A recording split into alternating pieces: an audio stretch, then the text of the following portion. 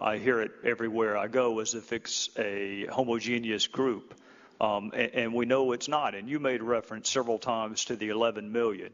Would you agree with me that those members of the 11 million who can't pass a background check shouldn't be on a path to anything other than deportation?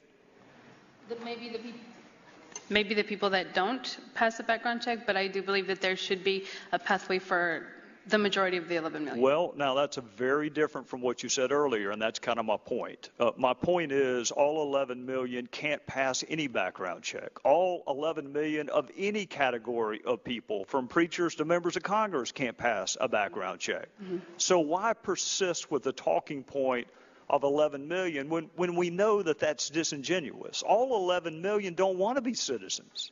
All 11 million can't pass a background check. Mm-hmm. And even if you concede that, then we get to the details of what the background check is going to look like. For instance, if you were sitting where Mr. Amadei is sitting, if you have a conviction for domestic violence, should you be on a path to citizenship or a path to deportation? Well, I can only argue for my sake and my parents' sake. No. With all due respect, you advocated on behalf of 11 million aspiring Americans.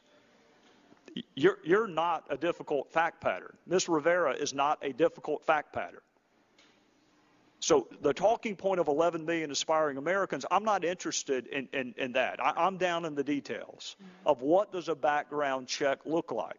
Do you think a conviction for domestic violence should disqualify someone from being on a path to citizenship or status? I think I'm going back again to that's up to you all to decide.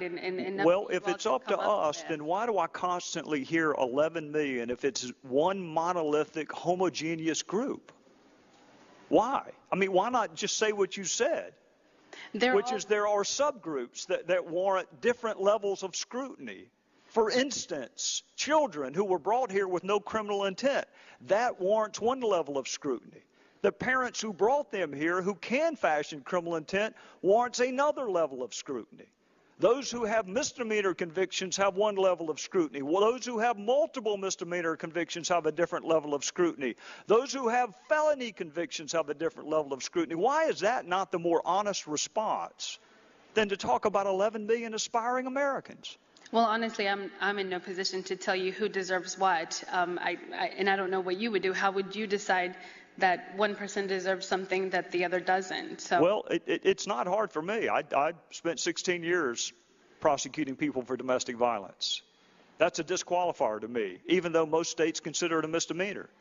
So with all due respect, the devil is in the details. Right. The bright line, people don't have any trouble with that. The devil's in the details. I'm out of time. I'll just say this on behalf of all four of you were very good, persuasive witnesses, even if I don't agree necessarily with everything that's said. I think you're here in good faith. You've contributed to the debate. When I see quotes like I did today from someone named Dan Pfeiffer, who apparently works for the president. I think it's the same Dan Pfeiffer that once said the law is irrelevant. And he tweeted out today that our plan is to allow some kids to stay but deport their parents. He summarized this entire debate with that tweet. So I want to compliment you and thank you for not being a demagogic, self-serving political hack who can't even be elected to a parent advisory committee, much less Congress, which is what Mr. Pfeiffer is. I want to thank you for not being that and understanding these are complex issues where reasonable minds can perhaps differ. And with that, on behalf of all of us, thank you for contributing to this issue. Does the ranking member wish to say something in conclusion? No, I would just say that I do thank once again the witnesses for their testimony, and I think that it has advanced the cause of justice forward. And you're right, these are complicated questions, but I think you're also right, they're not so complicated that we can't figure them out. And so I would just like to pledge once again my interest in working with the chairman to reform the laws. They're a mess from top to bottom, and hopefully we can fix them from top to bottom. And I yield back, and thank you for the I opportunity. thank the gentle lady. Mr. Chairman? And yes. I might have a parliamentary inquiry. We've had this hearing and we appreciate it. Do you know whether there will be a series of hearings? Will we now move to full committee?